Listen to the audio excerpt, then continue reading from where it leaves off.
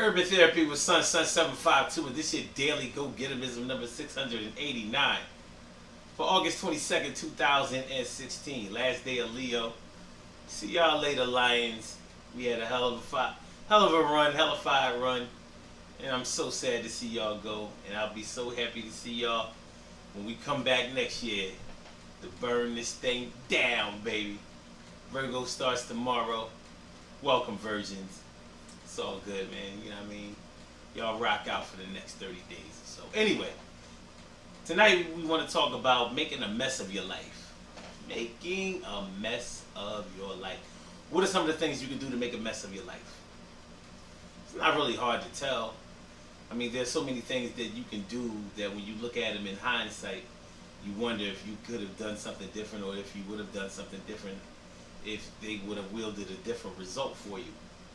And it's hard to really know that, but we try our best to try to contemplate if things would have been different if we did other things, things other than what we had done.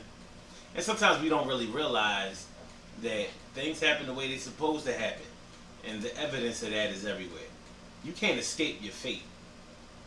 But let's get into this thing, making a mess of your life. Drugs. It's one of the easiest ways for people to make a mess of their lives. You know, when you get into drugs, see, here's the thing. You know, people always judge the results of drug use or drug abuse. They don't understand how it starts out. Like, nobody starts off using hard drugs originally. It goes through steps. So normally people start out drinking, then they start smoking a little weed, and then from smoking a little weed, you start to try other things. You may start to sniff cocaine or pop pills or even do heroin.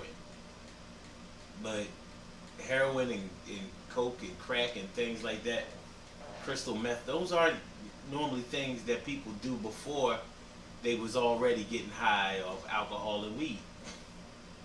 After you are primed and ready with alcohol and weed, then trying other drugs is probably not that much of a big deal.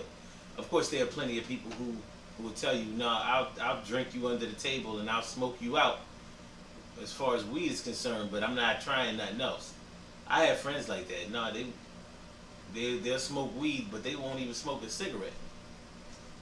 But when a person does do these things, and they take it to the next level as far as drug use is concerned, you're a user before you become an abuser. And you're an abuser before you become an addict. See, things go in steps. They go in stages. And sometimes we don't really understand the steps and the stages, so we judge the result. And we think that somebody's just, we believe foolish things that people tell us on the street. Like, yeah, I heard that if you smoke crack one time, then you could be hooked. People don't know they was already hooked off weed and alcohol. So they was primed and ready for a blast of coke. Blast of crack. But the thing is, you don't even smoke crack before you sniff powder. Anyway, all of these things serve to make a mess of your life because people don't really acknowledge the residual effects of drug use. Sure, if I mess up my life by using drugs, abusing drugs, I can rationalize that, well, I'm only hurting myself. I didn't hurt anybody else. But what if I have children? Shouldn't I think that they'll be affected by that? I won't be there for them. And even if I am around for them, I'm not going to be there in my right mental capacity. In other words, my energies are going to be pulled in different directions. I may love my child, but I'm not going to be able to give them the quality time that they require because I'm too busy worried about getting high. So my kids are probably going to get raised by their grandparents or by their aunts or uncles or somebody like that, but it's not going to be by me. So yeah, that's a real problem that is just not affecting me. And also, if I have a mother and a father who are still alive, of course they're going to want to see me do well. And they would probably like to see me, but only when I'm sober. Because if I'm coming around them when I'm getting high, or sneaking around their place when I'm getting high. I might be stealing things from them and and developing a rift between them and I. That's not a good thing. That's how you make a mess of your life. And also, drug abuse leads to incarceration. Even if you're selling drugs, which can also which can also lead to drug abuse, and which can also alienate you from society.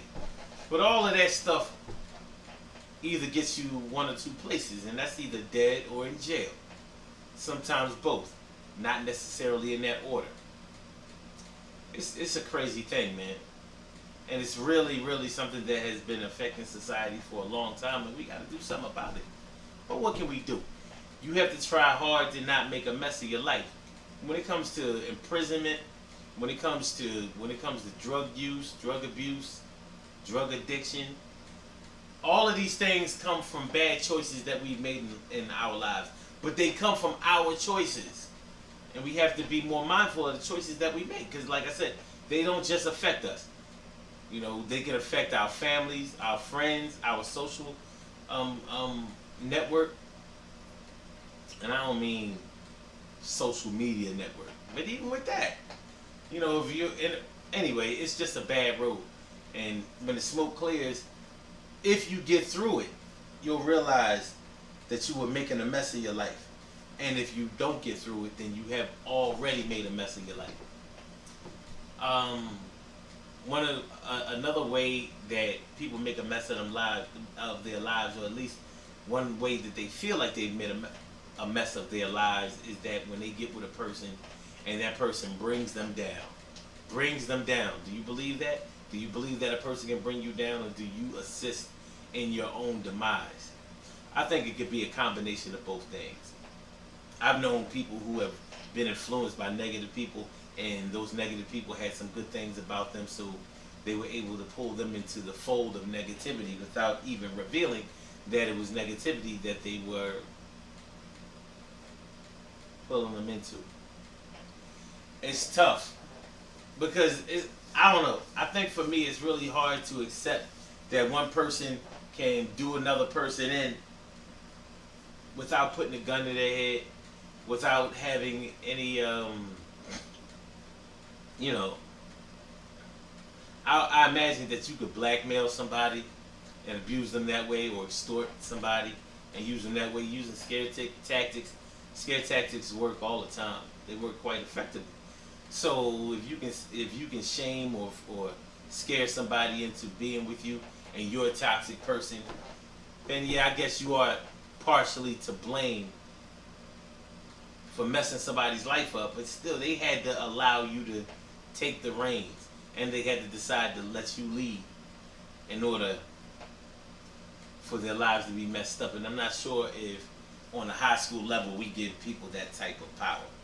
Maybe on some level, but as far as ensuring your future, how can somebody that you only knew from high school,